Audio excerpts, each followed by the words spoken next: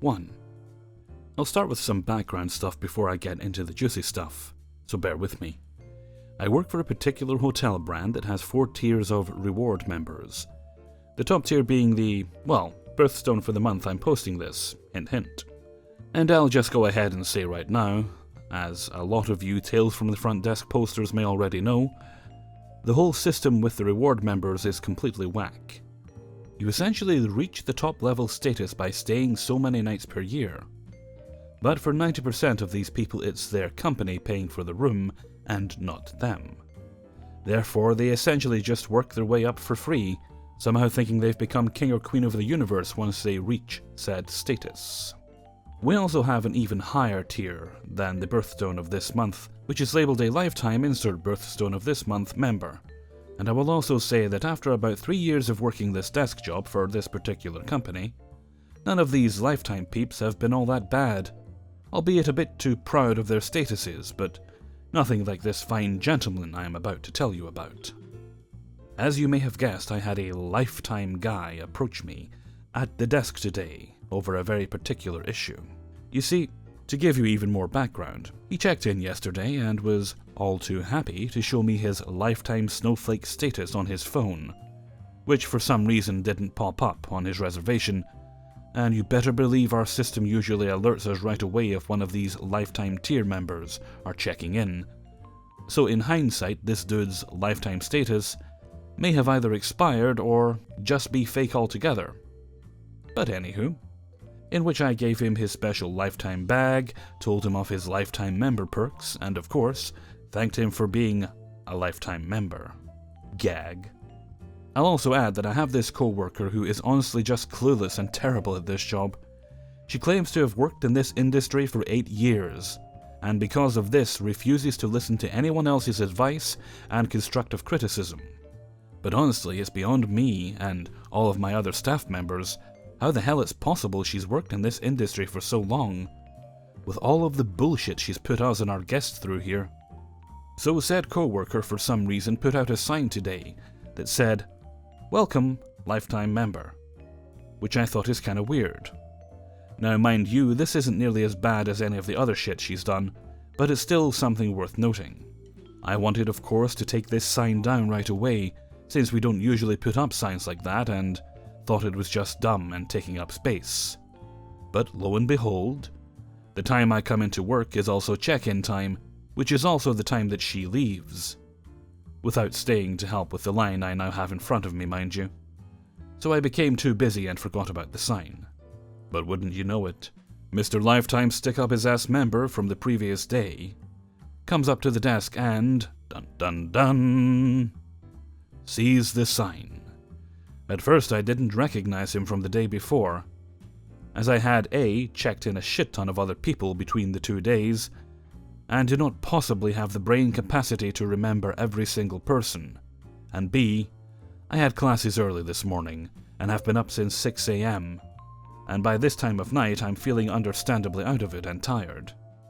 So how does Mr. Lifetime Member react to seeing a sign for today's Lifetime Member, but we didn't have one for him yesterday?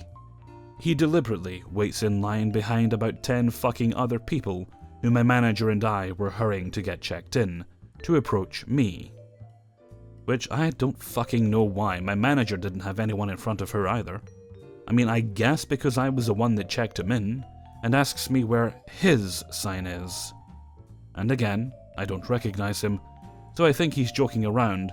I just kind of laughed and was like, I know, right?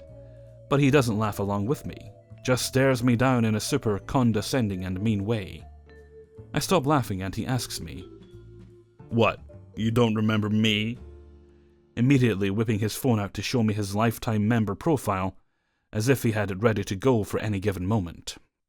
I then of course became a bit taken aback, and meanwhile my manager has stopped what she was doing to see what the fuck this guy's deal is.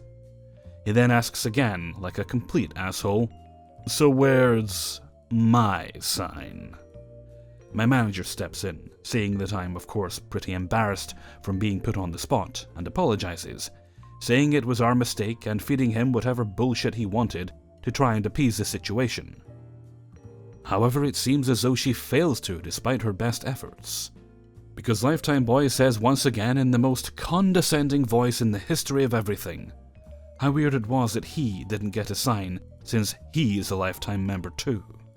Then just looks at both of us since we're now at a loss for words at what a dick this guy is being. But again, I'm sure that's what he wanted, to put us on the spot like that. Ideally just me, though, since he had approached me specifically for some reason.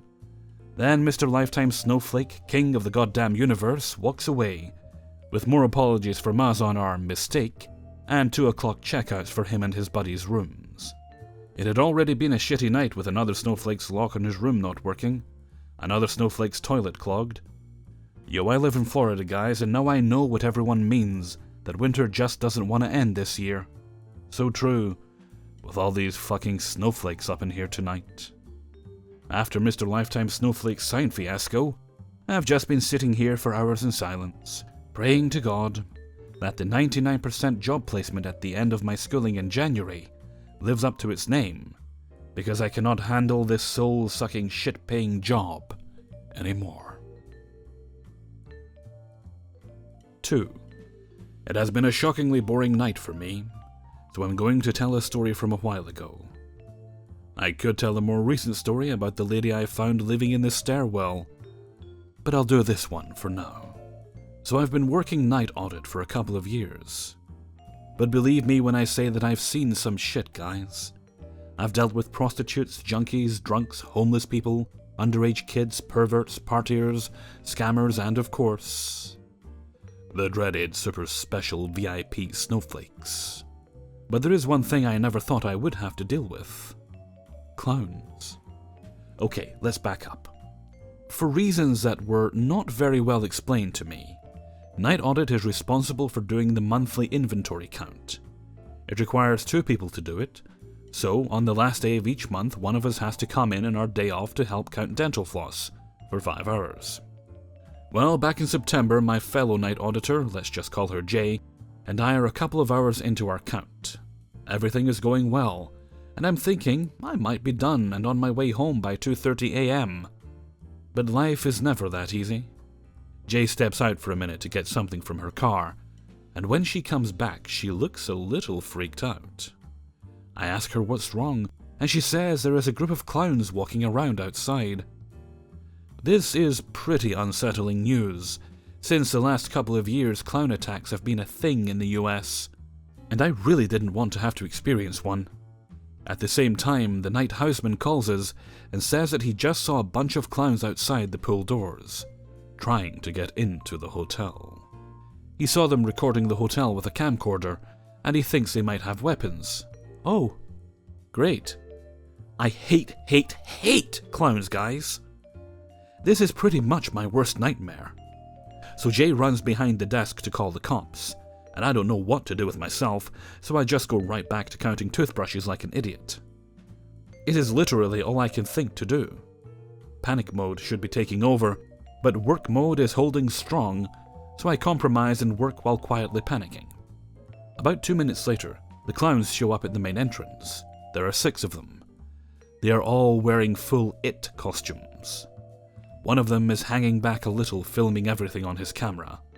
The clowns walk up to the thankfully locked automatic doors, and they all start waving at us in unison. They obviously choreographed this moment, and if I wasn't so creeped out by the whole thing, the idea of a group of clowns practicing their wave would be very funny. We're obviously not opening the door for them, so for a minute it's just a stare-off between us and the clowns. The lead clown starts knocking on the glass and trying to pry open the doors. Jay and I are still standing at the desk completely frozen. I'm pretty much convinced this is the end, and I'm suddenly very depressed that I'm going to die by clown while counting toiletries. Fortunately, the clowns don't have anything to break the glass, and they begin to realize that they are not getting in this way. They get bored and start to wander off towards a nearby bar. But before the lead clown walks away, he points to us and makes a threatening hand gesture. Now, I don't speak murder clown, but I assume this means that he will be back and he will probably kill us when he does. So that's fun.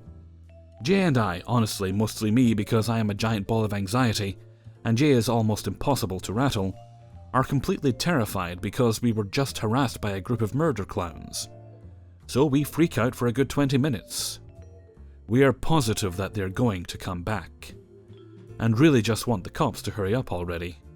Finally, we get a call about half an hour later from the police, saying that they will do a sweep of the area and let us know what they find. Good, this is progress. We go back to counting all of our shit, and we're done around 4 AM. This is normally the time where I go home, but again, I hate clowns. So I decide I want to wait a bit for the cops to give the all clear.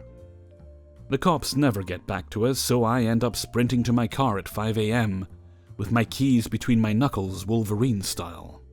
The next day, I make an incredibly big deal about how the clowns will probably be back, and how I don't feel safe, and I don't want to die this way. I'm probably, definitely, over-exaggerating, but clowns freak the shit out of me, and if this is going to be a problem for me, then everyone else is going to have to hear about it, so it's their problem too. It turns out me making the biggest deal out of this leads to my general manager alerting the local security company, who sends out extra patrols for the area. A week later, one of the security guys finds a group of guys dressed as clowns wandering around with a video camera and several knives. They were promptly arrested, and ever since my nights have been clown-free. So, I guess the moral of this story is endlessly complain about your problems until someone gets tired of your shit and fixes them for you so you shut up. 3. I work at a casino hotel in the deep south of the US. That is all I will say so that I can keep in line with the rules. So, as you can imagine, working at a place that serves alcohol 24/7 and working on the grave shift, I am lead night auditor, has left me with some very interesting stories. I would like to start with an incident that happened a few weeks ago. It was a Wednesday night, and like most Wednesday nights, it was pretty dead at the hotel. I was doing my usual, switching between paperwork and Reddit, when a young woman walks in. Right away, I notice that she looks pretty homely. This isn't new or surprising, because we often have homeless people wander in looking to use the restroom, and rest until they move on to somewhere else. It doesn't bother me as long as they don't bother any other guests. So when she walks in, I give her my standard good morning, evening.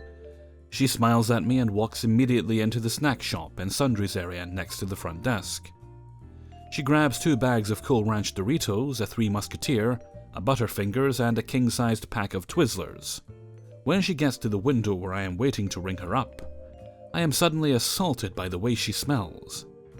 She smells like a dumpster. I of course do not say anything because this just confirms to me that she is more than likely homeless, and I am not here to make anyone feel bad about their living situation. So I ring up her items. She pays, making small talk about having a good night, and I watch as she turns to the microwave that we keep in the shop for any guest to use, and puts both of the bags of chips into the microwave. I want to say something, but some intoxicated guests come to the desk right then, needing new keys to the room and asking questions, so I am forced to just deal with her in a moment, once I can get them out of the way. I tried to take care of them as quick as I could, but I wasn't able to catch her before she left the shop and disappeared to the bathroom. When I turned my attention back to the shop, it now smelled worse than ever, and that is because she not only put 2 whole bags of Doritos in the microwave, but she also put one of the candy bars in there with no napkin or plate or anything under them. So there was melted chocolate all in the microwave, burnt Doritos bags on the counter, and chip crumbs all over the floor. I was pretty mad. I cleaned it all up, and when I came out of the shop, she was sitting in a chair in the lobby, eating her Twizzlers. I told her that she could not use the microwave again if she cannot take care of our area. She must clean up after herself. She said okay, did not apologize, and then asked if she could use it again. I said only if you can keep it clean. She said she would, and then asked for some napkins. I started thinking, yay, I won't have to go through this again, and handed her a big stack of napkins. She took them, and I stepped back to the office to grab some paperwork I left on the printer. During those few seconds, I heard her say, "Oh, wow. These could last me months." That should have been a red flag for me that she was not going to use them as a plate, like I hoped she would.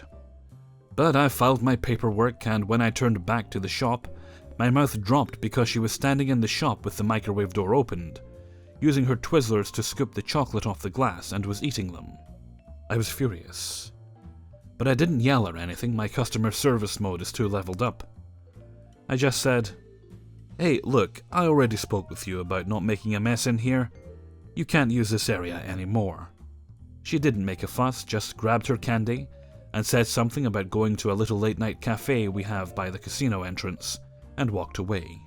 While I was cleaning up her mess again, a male guest stopped me and complained about the woman.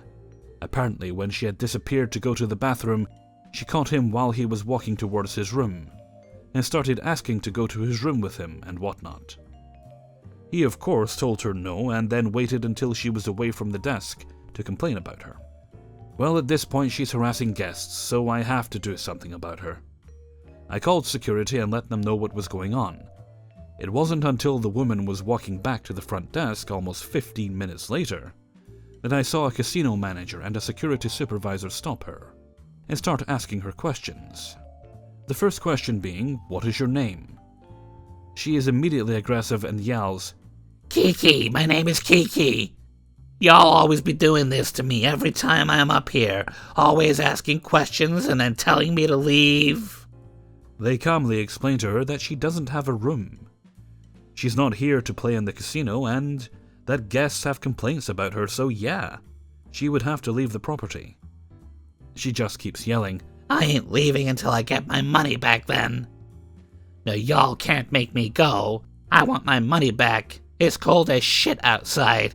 I ain't going nowhere." At this point, security has no option other than to roll the local police.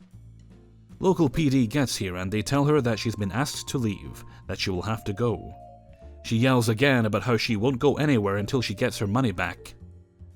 Now security and the casino manager assumes she means money she lost on the casino, but the cop asks what money is she talking about. The woman looks at me and yells, "The money for the food I bought."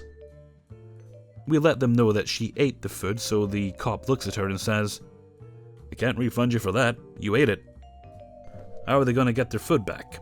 She looked him dead in the face and says, "What we gonna do is we gonna go to the hospital. I will throw it up and y'all can give the food back to them." Everyone is quiet and staring at her. And then cop just turns and looks at me, like I'm the camera in an episode of The Office.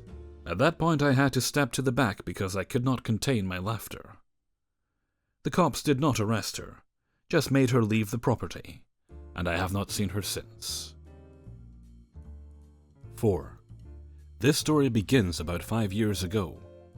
I had come in a bit early that night, and I was in the back office with a good view of the security camera that overlooks the front desk.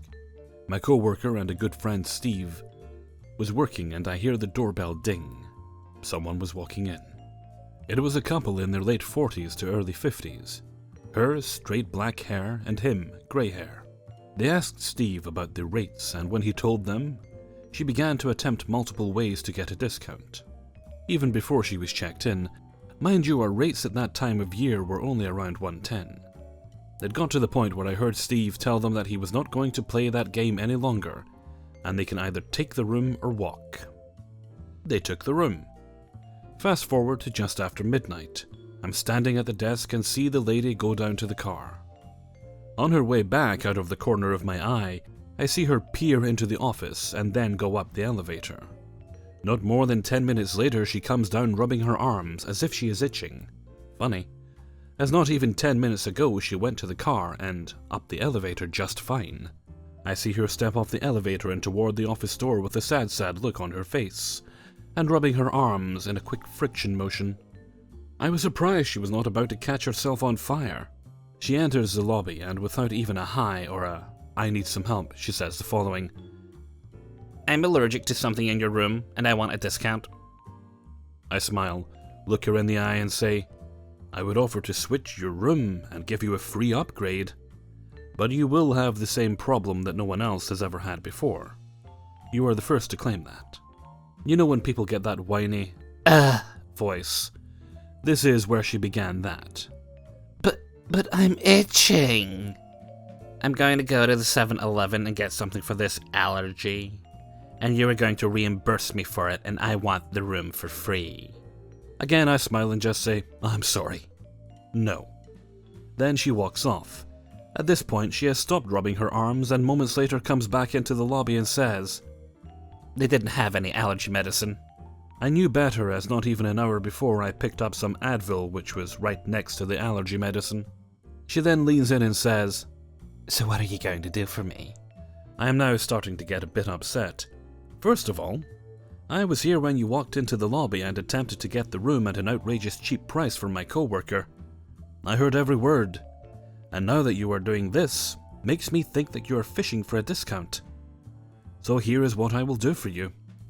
If you check out within the next 30 minutes, I will let you out of the room at no charge, period.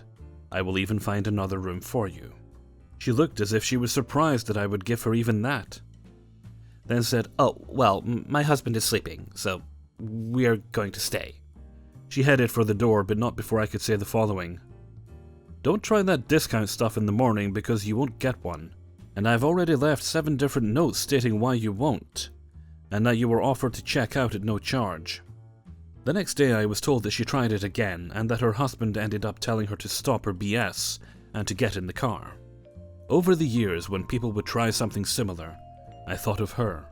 For some reason I remembered her voice and her face, but couldn't quite remember her name. Until about 3 hours ago, around 9:40 a.m. this morning, when sure enough, 5+ years later, she walks into my lobby again, asking the room rates. She must not have remembered me, but I remembered her. Some people you just remember for no reason. And again, she did try to waste 15 extra minutes of my time trying to get the price down, which is now double what it was when she was here. It was at this point that I said, Hey, I remember.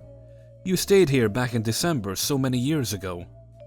Weren't you that same lady that claimed she was allergic to something in the room? Her eyes got as wide as saucers. She knew that I knew.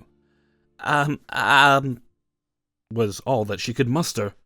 I decided to look through our now unused system for any notes or names during that time frame. I found her and told her. Oh yeah, this was your name. I found you on our do not rent list, and we put you there because of the games you played with every single staff member when you stayed here not 5, but nearly 6 years ago.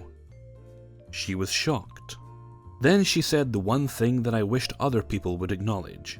So, does this mean that you're not going to rent me a room? I smiled like the Joker. That is exactly what that means.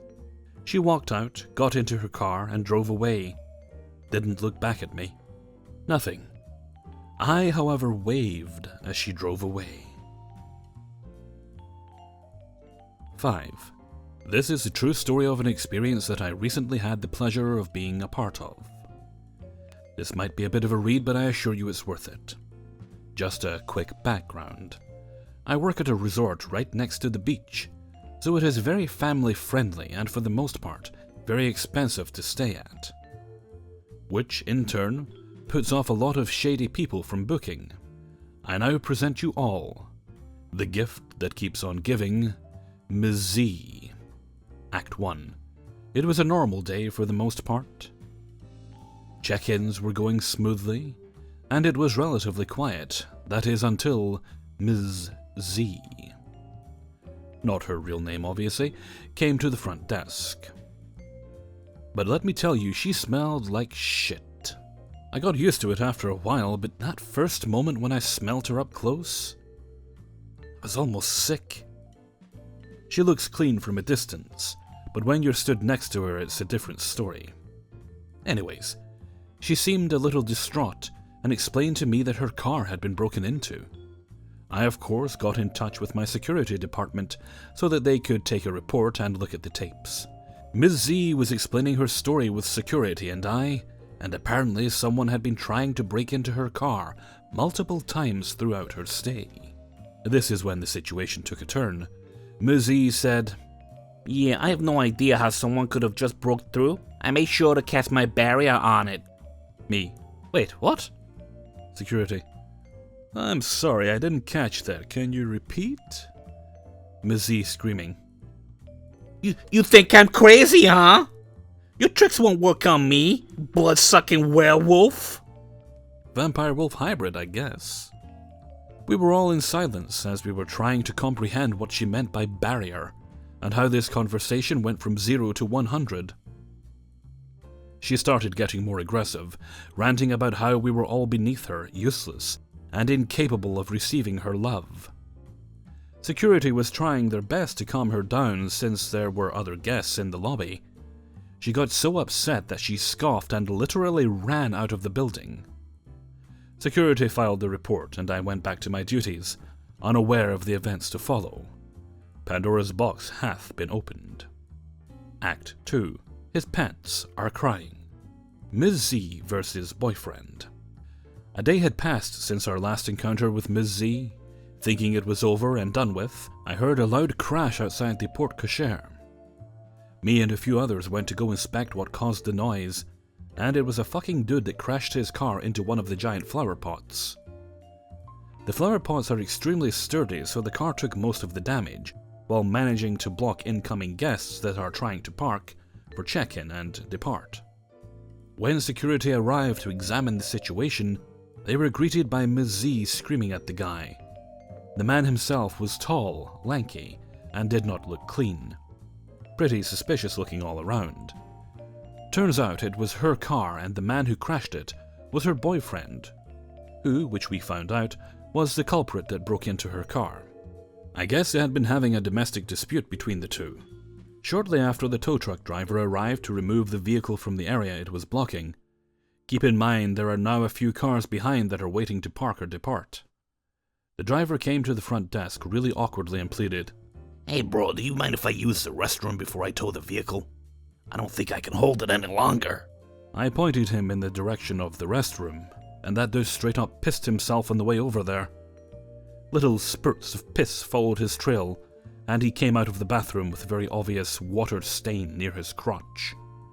Luckily, there weren't any guests around, so it was a quick clean. Tow truck driver removed the vehicle and all was well. Or so I thought. Act 3. What's that smell, bro?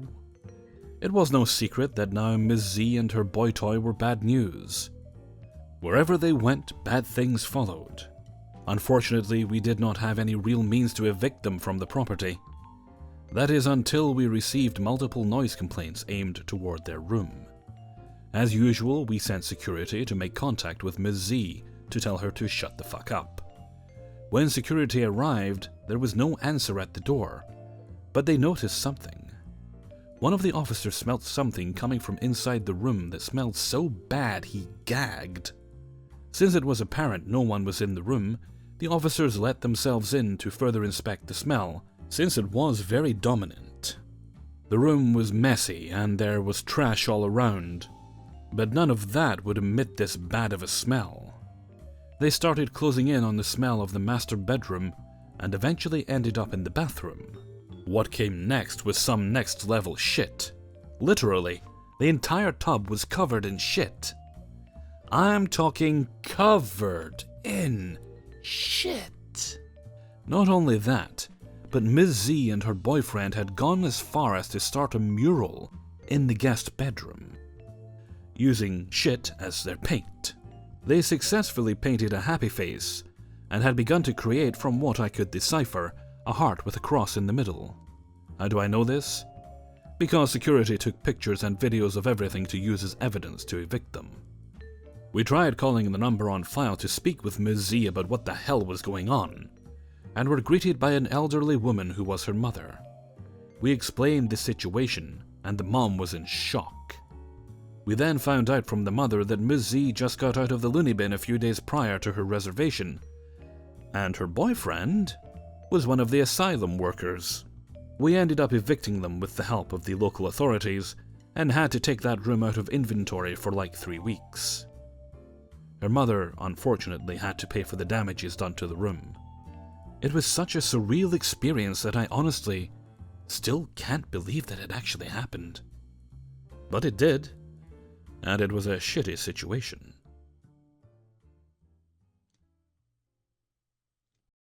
Hey everybody, Hellfreezer here, And thank you very much for listening to Confessions of a Hotel Worker, number 10. Thank you very much to everybody who allowed me to use their stories in this video. And now I'm wondering exactly what a vampire-werewolf hybrid would be called. A werepire? No. A vamp wolf? Bob? Anyway. Well, I'll leave you considering that. I'm going to head off for now. So until next time, thank you very much for listening, and take very good care of yourselves.